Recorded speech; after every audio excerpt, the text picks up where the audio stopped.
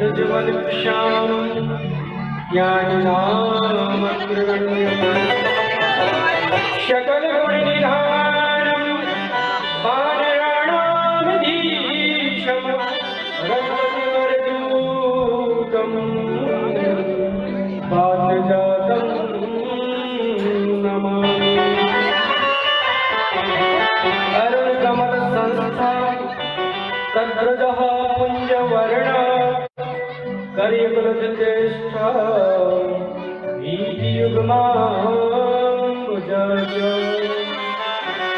मणिमयमुकुटाढ्य लङ्काकल्पजालैः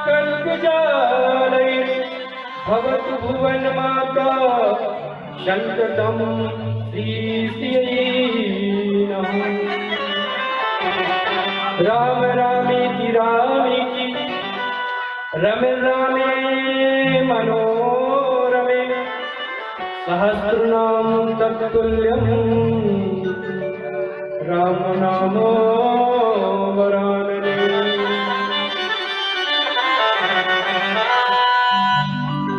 या देवी सर्वभूतेषु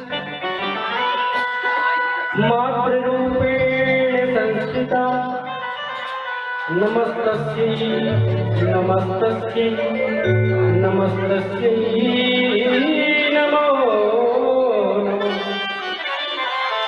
या देवी सर्वभूतेषु लज्जारूपेण संस्थिता नमस्तस्यै नमस्तस्यै नमस्तस्यै नमो नमः।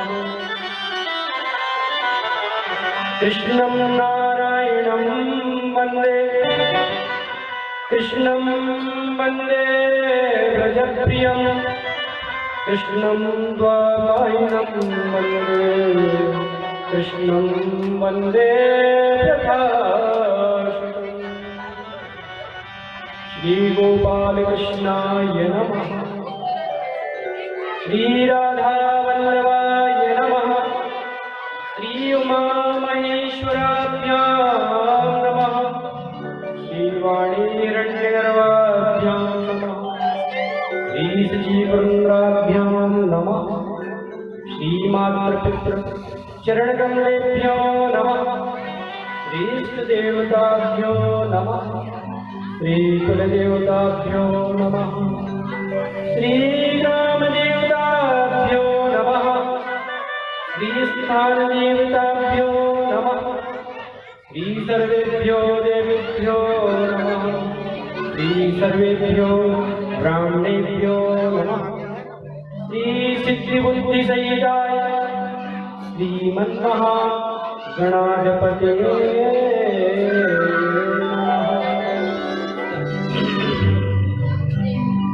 श्री राम जय राम जय जय राम। श्री राम जय राम जय जय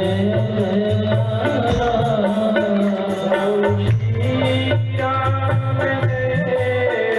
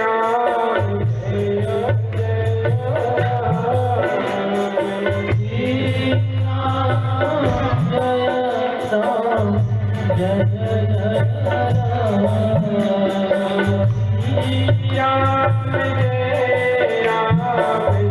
राम जय राम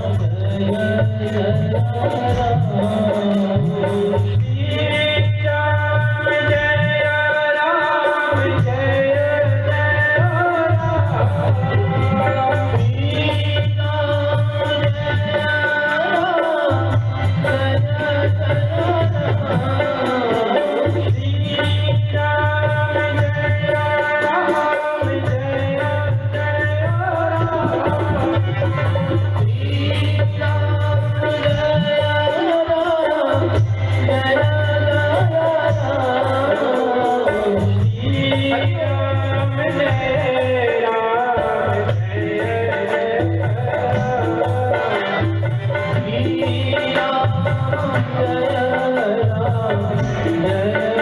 जय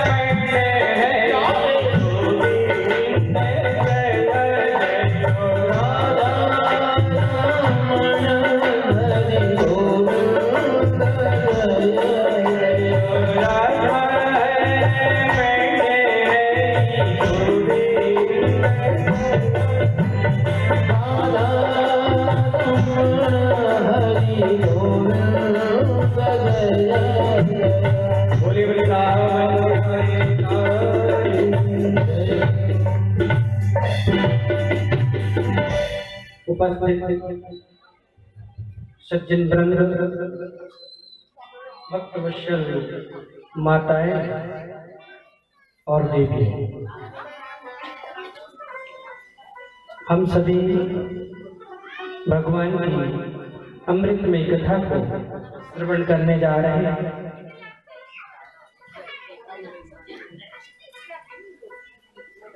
और ये कथा जो है बड़ी दुर्लभ है।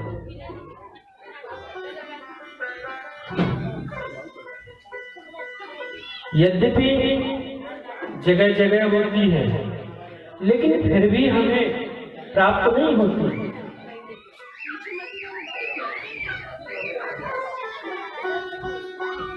ये देवताओं को भी दुर्लभ थी। जिस समय राजा परीक्षित को श्राप हुआ था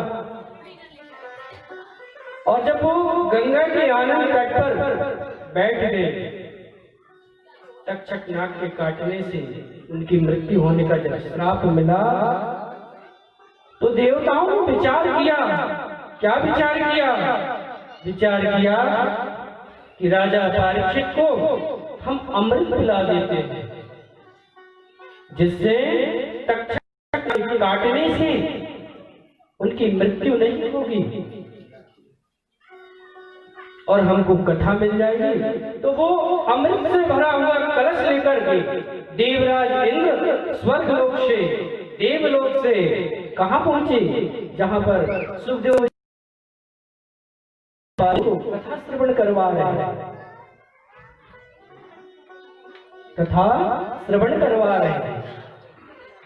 देवराज इंद्र ने प्रार्थना किया सुखदेव जी महाराज से कि महाराज ये अमृत कलश ले लो और एक बूंद राजा परीक्षित को पिला दो। ये अमृत से राजा परीक्षित अमर हो जाएगा, मृत्यु उसको अपना ग्रास नहीं करना पाएगी। और आप हमें इस अमृत कलश के बदले, अमृत के बदले जो भगवान के चरित्रों का गुणानुवाद तो सुनाने वाले हैं, वो आप हमें सुना दीजिए। सुखदेव जी महाराज ने कहा, क्या किया? क्या देवराज इंद्र को कथा दी? नहीं दी। कि हम कथा का विक्रय नहीं करते, तुम कुछ देने के बदले कथा मांग रहे हो। तो जो देवताओं को दुर्लभ है, कहने का तात्पर्य क्या है कि जो देवताओं को दुर्लभ है, कठिन है, उनको भी नहीं मिलता। अमृत कलश देने के बाद सुखदेव जी महाराज ने राजा परीक्षित को जो कथा सुनाने वाले थे, वो देवराज इंद्र को नहीं दिया, वापस कर दिया। इतनी कठिन ये भागवत की कथा है और हमको बड़े सहज भाव से मिलती है ना। जहां भी कथा हो आपको अवश्य घड़ी आधी घड़ी जरूर श्रवण करने के लिए जाना चाहिए। तो बड़े भाग्यवान हैं आप। आज तिवारी परिवार की ओर से आपको ये शुभ अवसर आपको प्राप्त हो रहा है। यद्यपि समय ज्यादा हो गया है, कथा तो कल से प्रारंभ होगी, लेकिन फिर भी आज थोड़ा बहुत बता दिया जाए। तो तिवारी परिवार की ओर से उनके भाव बने माता जी के कि हमें भागवत जी का आख्यान श्रवण करना है।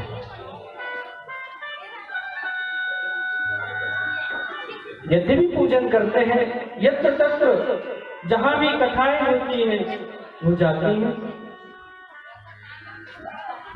तो उनके भाव बने कि हमें भगवान श्री कृष्ण आनंद कंद के सुंदर बाल चरित्रों को, उनके सुंदर चरित्रों को, 24 अवतार भगवान के जो हुए उनकी सुंदर कथाओं को, किस प्रकार से वो अवतार हुए, उनका सुनने का मन बना। और मन जब बना, अच्छे काम के लिए मन बहुत लेट लगता है, लेकिन उनका मन ऐसा बना कि मुझे ये कार्य करना है। ये कार्य 7 महीने पहले फिक्स हुआ, अर्थात इसका जो मुहूर्त हुआ जून में वो मुहूर्त हो गया इसका। भगवान की कृपा देखिए, 7 महीने में अविघ्न आज ये कथा प्रारंभ हो गई। नक्षत्र बड़ा अच्छा है, आज पुष्य नक्षत्र है, नक्षत्रों में प्रधान है। पुष्य नक्षत्र में किया गया कार्य, प्रारंभ किया गया कार्य अक्षुण्ण है, उसका कभी क्षरण नहीं होता। आज श्रीमती कमला देवी तिवारी, उनके परिवार में पुत्र श्री विनोद तिवारी जी, तिवारी जी सपत्नी, श्री विजय तिवारी जी सपत्नी, श्री अजय तिवारी जी सपत्नी और समस्त तिवारी परिवार की ओर से आज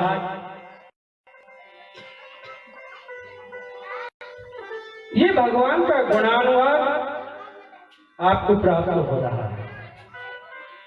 जब हम कोई कार्य करते हैं, कोई भी कार्य करते हैं, तो हमें मालूम होना चाहिए कि ये कार्य क्यों किया जा रहा है और इसके करने से क्या फल की प्राप्ति होती है।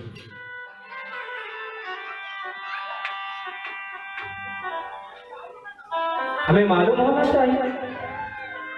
तो आज भागवत जी की महात्मा की कथा कहते हैं। भागवत की कथा तो कल से प्रारंभ होगी। सुंदर नैमिषारण्य तीर्थ में सूत जी महाराज स्वर्गाधिक 88,000 ऋषियों को कथा सुना रहे हैं। स्वर्गाधिक 88,000 ऋषियों ने सूत जी महाराज से पूछा, महाराज कलयुग में कोई ऐसा व्रत उपाय उद्यापन बतलाइए जिसके करने से अच्छा फल प्राप्त हो, ज्ञान की वृद्धि हो, वैराग्य उत्पन्न हो और हृदय में भक्ति उत्पन्न हो।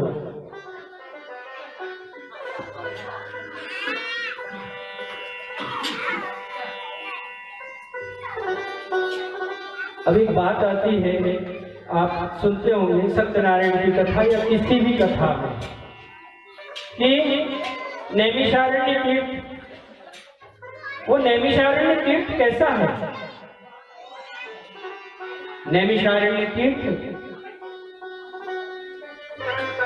कलयुग में उस तीर्थ में किया गया कार्य बहुत फलदायी है। जिस समय देवताओं ने भगवान से कहा कि आगे कलयुग आने वाला है और कलयुग में बहुत ज्यादा पापाचार बढ़ेंगे। ऐसा कोई शुद्ध स्थान बताइए प्रभु कि जहां आपका तप किया जाए और उसका फल अधिक से अधिक प्राप्त हो।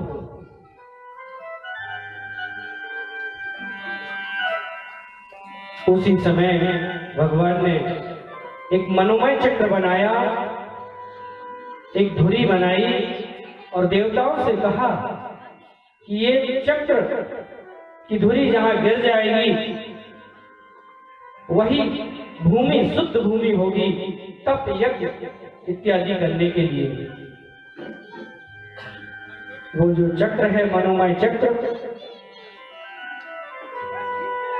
एक वन में जाकर के गिर गया। धुरी को क्या बोलते हैं? नेमी। जहां पर वो धुरी गिरी, इसीलिए उस आरण्य वन का नाम हो गया नैमिषारण्य। इसीलिए आप सभी लोग जानते हैं कि हर आख्यान भागवत पुराण में सबसे ज्यादा नैमिषारण्य का जिक्र होता है। तो तीर्थ में किया गया कार्य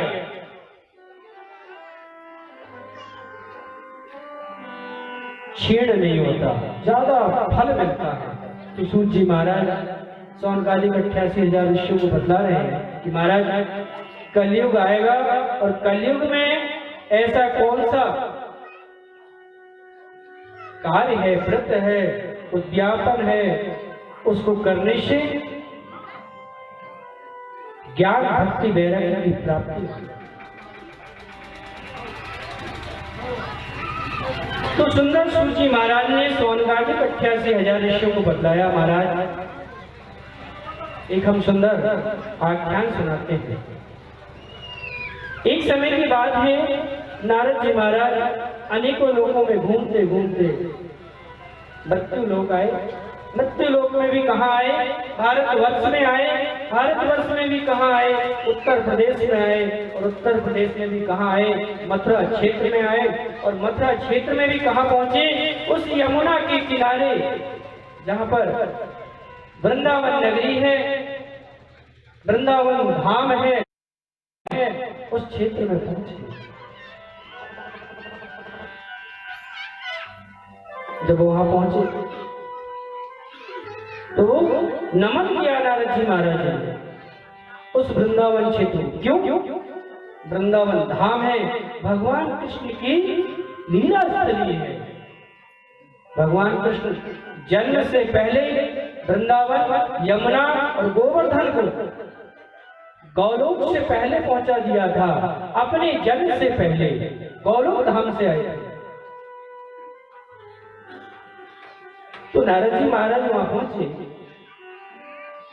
वहां पर राधे राधे भक्ति भरी पूरी है।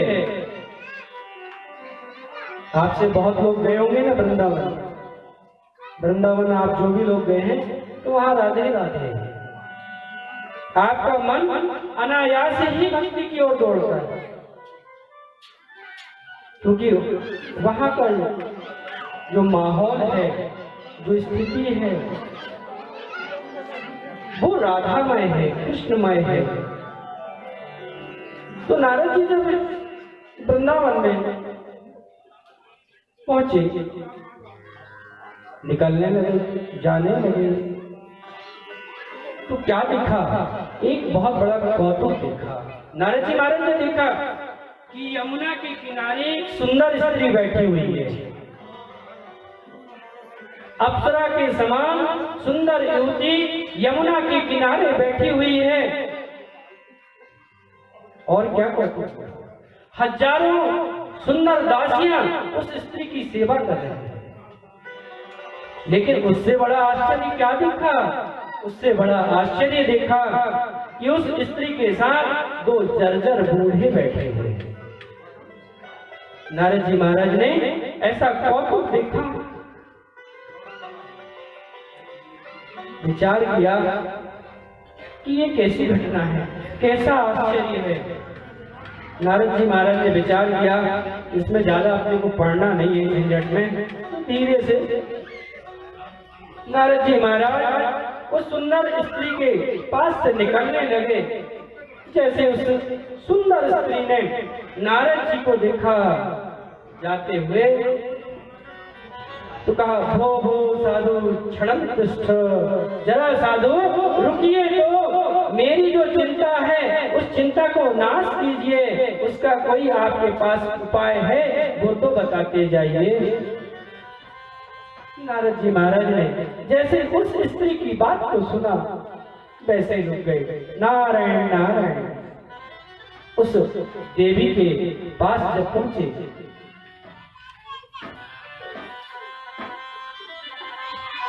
तो नारद जी महाराज ने उस देवी को प्रणाम किया।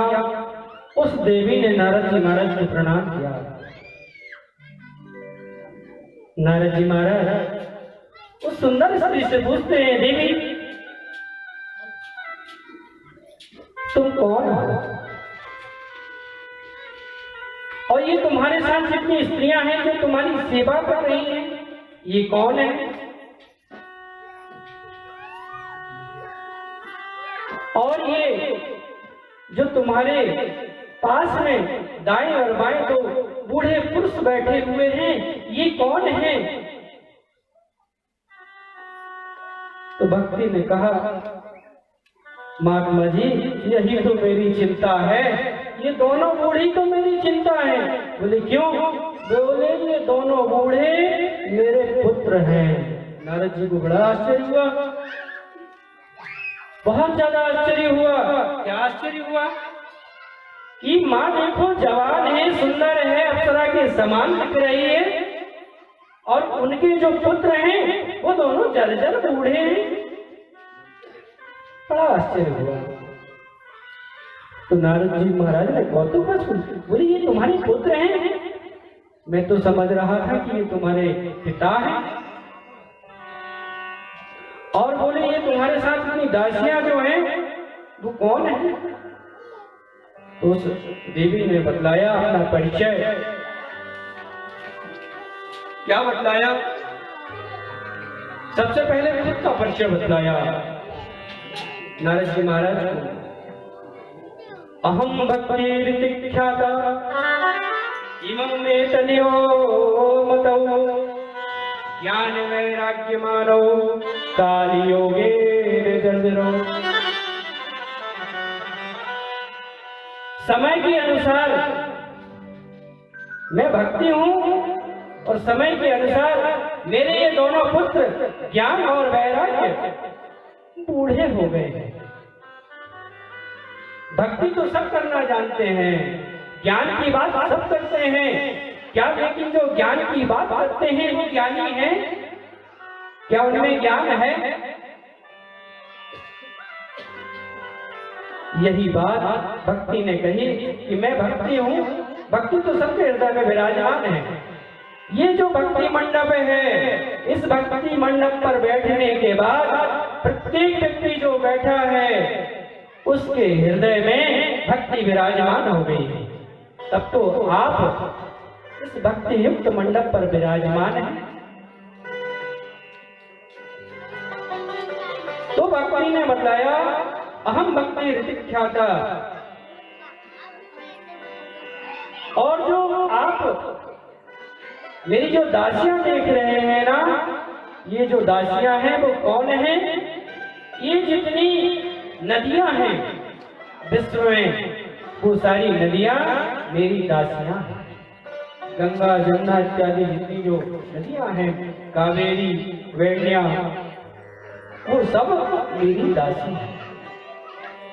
नारद जी महाराज ने जब ऐसा सुना तो कहा, बड़ा आश्चर्य हुआ। तो बोले ऐसी गति इनकी कैसे हुई?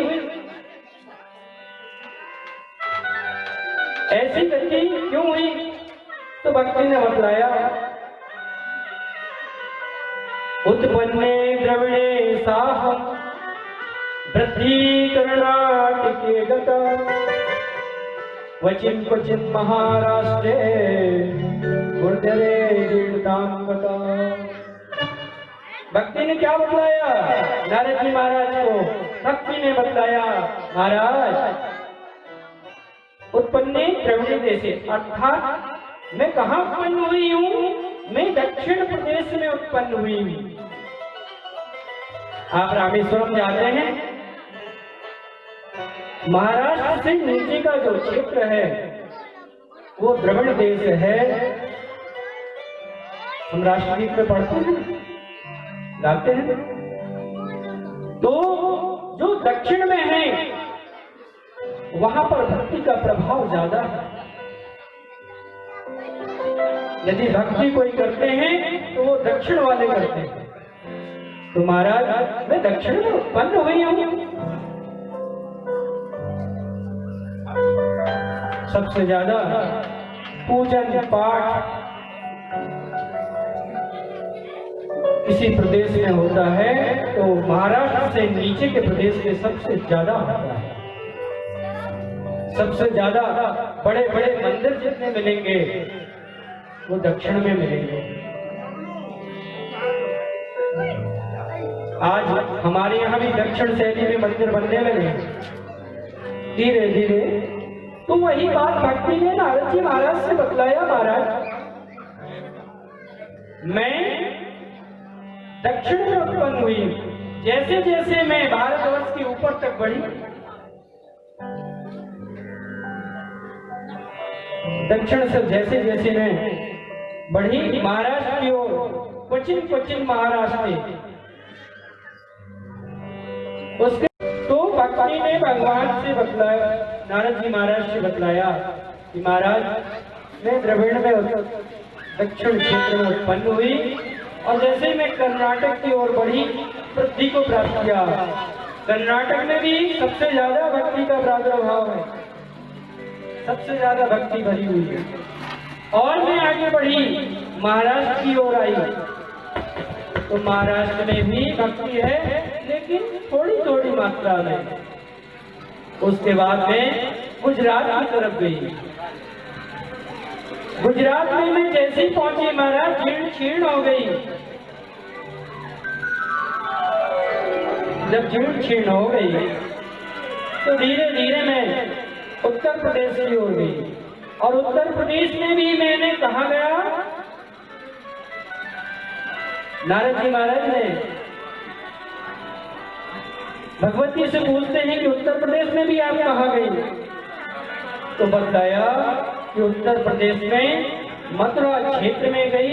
और मथुरा क्षेत्र में जैसे ही मैंने ब्रज में अपनी कदम को रखा तो मैं जो बूढ़ी हुई थी, मेरे जो पुत्र बूढ़े हुए थे, तो मैं तो जवान हो गई। उस वृंदावन में ब्रज क्षेत्र में पहुंचने पर मैं जवान हो गई, लेकिन जो मेरे दोनों पुत्र थे ज्ञान और वैराग्य, ये बूढ़े के बूढ़े ही रहे। तो भगवती ने वृंदावन धाम का जो आख्यान बताया, धन्यम वृंदावनम येन भक्ति नृत्य यत्र च, जहाँ भक्ति नाच करती है ऐसे और वृंदावन को मैं प्रणाम करती हूँ। मैं नवयौवना बन गई, लेकिन मेरे पुत्र बूढ़े के बूढ़े। नारद जी महाराज से कहा, महाराज आपके पास, आप भगवान नारायण के भक्त हैं, हमेशा नारायण नारायण नाम स्तवन करते हैं। यदि आपके पास कुछ दवा हो तो मेरे ये दोनों पुत्रों को आप दे दीजिए, जिससे ये दोनों तंच हो जाएं, अर्थात तरुण ताजा हो जाएं। नारद जी महाराज ने भक्ति के कहने पर सुंदर अनेकों पाठ किए, भगवान के नाम सुनाए, वेद सुनाए, अनेक प्रकार से स्तोत्रों का वर्णन किया, लेकिन ज्ञान और वैराग्य के ऊपर कोई प्रभाव नहीं पड़ा। गीता का जो पाठ है वो सबसे सुंदर ज्ञान है गीता का, उस ज्ञान को सुनाया। लेकिन ज्ञान और वैराग्य चैतन्य देव बूढ़े के बूढ़े गए। बड़ी चिंता हो गई नारद जी महाराज को कि आज मेरा जितना ज्ञान है वो कोई काम नहीं आया। जब ज्ञान वैराग्य के ऊपर मेरे ज्ञान का प्रभाव नहीं पड़ा तो मेरा ज्ञान किस काम का। चिंता की लकीरें मस्तक पर खिल गई नारद जी महाराज। विचार करते हैं क्या करूं। भक्ति से कहा, देवी आप यहीं रहो, मैं कोई ना कोई उपाय खोज करके लाता हूं जिससे ये तुम्हारे दोनों पुत्र फिर से जवान हो जाएं, पुष्ट हो जाएं। नारद जी महाराज खिन्न मन से बद्रिकाश्रम की ओर चले। रास्ते में सनत कुमारों से भेंट हो गई। जब सनत कुमारों से भेंट हुई, प्रणाम किया। ऋषियों ने पूछा, नारद जी महाराज आपके मुखमंडल पर बड़ी चिंता व्याप्त है, क्या बात है? तो सारा आख्यान सुनाया। महाराज मैं भक्ति से मिलकर के आ रहा हूं और उसके दोनों जो पुत्र हैं वो अचेत अवस्था में पड़े हुए हैं, जर्जर बूढ़े हो गए हैं। कोई ऐसा उपाय बताइए महाराज जिससे वो पुष्ट हो जाए। सुंदर सनत कुमार सनकादिक जो ऋषि कहलाते हैं, सनक सनंदन सनातन सनत कुमार, उन्होंने सुंदर चतुश्लोकी भागवत का ज्ञान नारद जी महाराज को दिया और नारद जी महाराज से कहा, महाराज आप जाइए सुंदर भगवान के आख्यानों को श्रवण करवाइए और श्रवण जब वो कर लेंगे तो ज्ञान और वैराग्य पुष्ट हो जाएंगे। नारद जी महाराज वो सुंदर भागवत जी का ज्ञान लेकर के वापस आए हैं। सुंदर भागवत का आख्यान भक्ति और भक्ति के दोनों पुत्रों को श्रवण करवाया है और उसके प्रभाव से क्या हुआ। भागवत जी में क्या है? भागवत जी में स्वयं भगवान श्री कृष्ण का स्वरूप का वास है।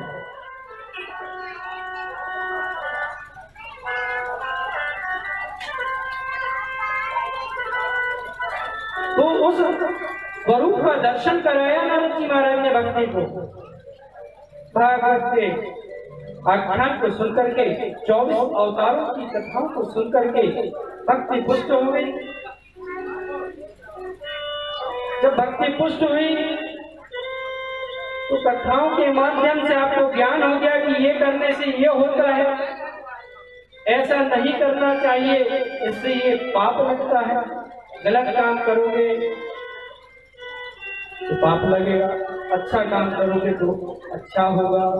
तो कहने का तात्पर्य क्या है? तात्पर्य ये है कि भागवत के आख्यानों से आपके हृदय में भक्ति उत्पन्न हुई और जब भक्ति उत्पन्न हुई तो आपको ज्ञान आया और जब ज्ञान आ गया कि भगवान का नाम स्मरण करने से, भगवान के आख्यानों को श्रवण करने से जब हमारा तरण कारण हो सकता है तो क्या उत्पन्न हो गया?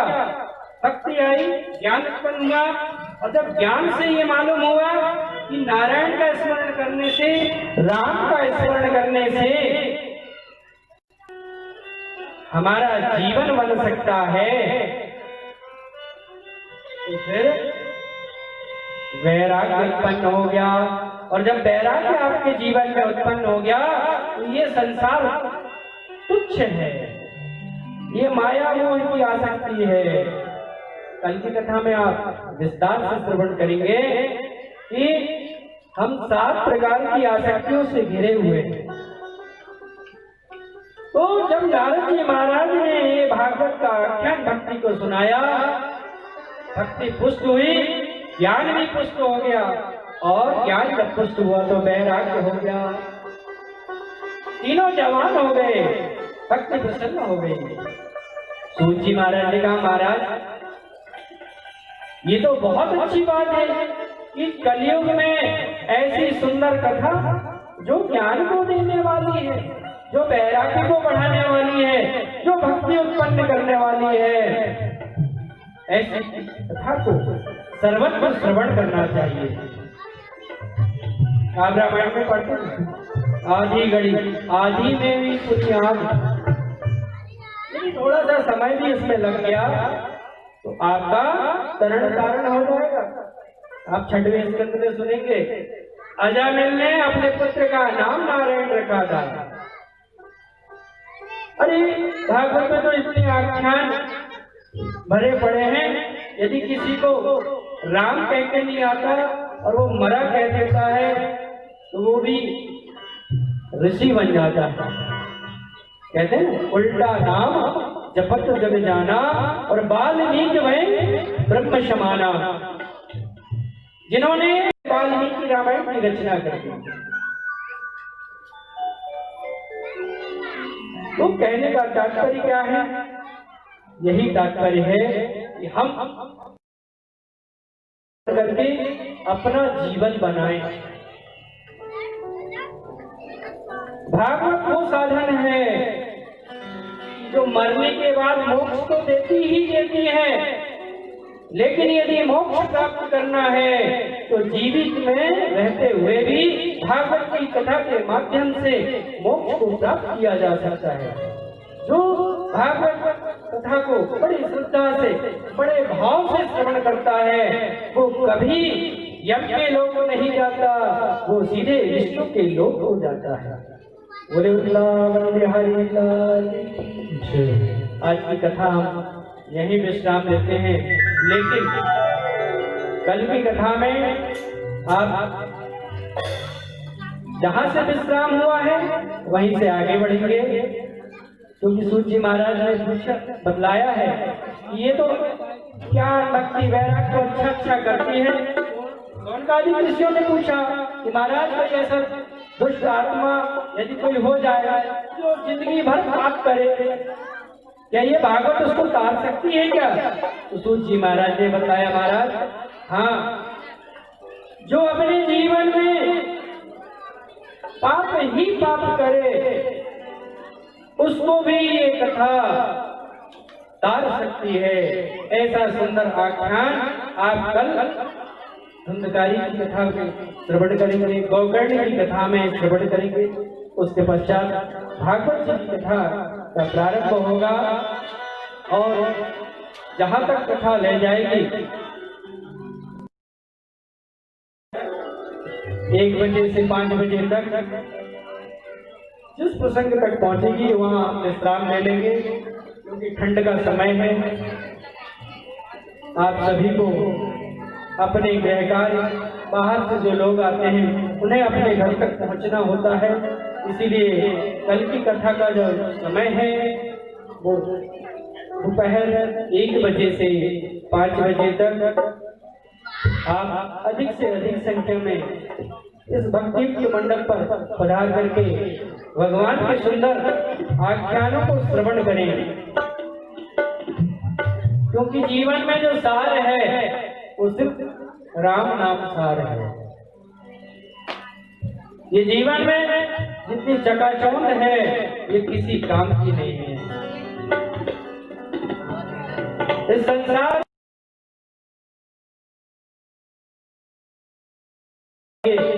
लेकिन वो ध्यान रखिए कि हम आए क्यों हैं और जाना कहाँ है। हमें अपने गंतव्य स्थान पर पहुंचना है, क्योंकि आपके शरीर के अंदर एक जो जीव है वो कौन है? कहा गया ईश्वर अंश जीव अविनाशी,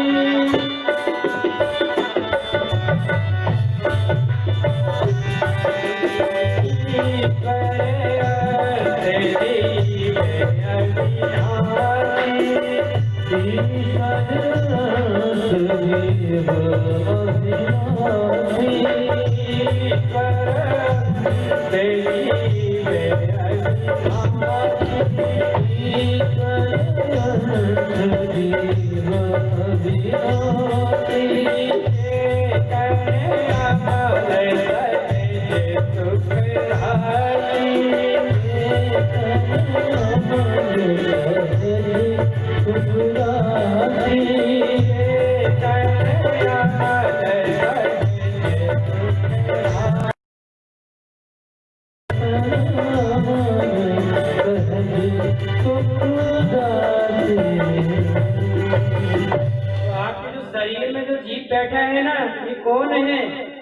जानते हैं आप, ये भगवान का अंश है, ईश्वर अंश, जीव अविनाशी।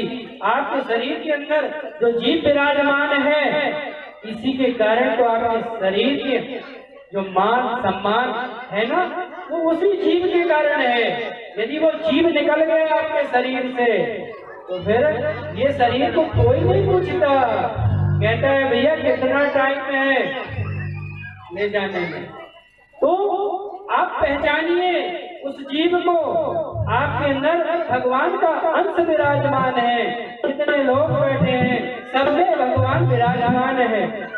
आप अपने शरीर को पहचानिए, इसलिए इस जीव ने मनुष्य देह को धारण किया है, उसको पहचानिए, उसको ऐसे ही नहीं गवाइए।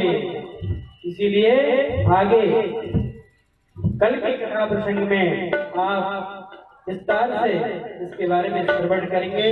बोले वृंदावन जय हो, गोविंद बोलो हरि गोपाल बोलो, गोविंद बोलो हरि गोपाल बोलो, गोविंद बोलो हरि गोपाल बोलो, गोविंद बोलो हरि गोपाल बोलो,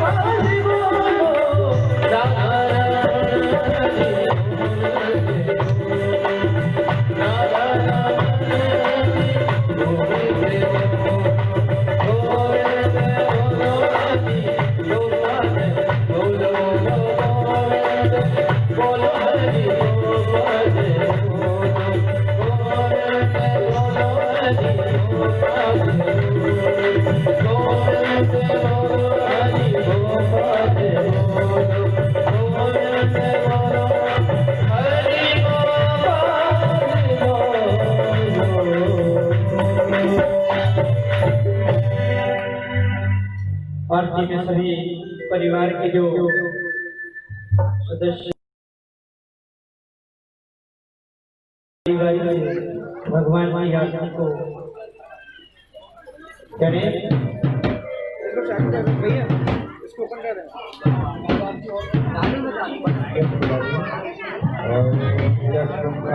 बिहारी तेरी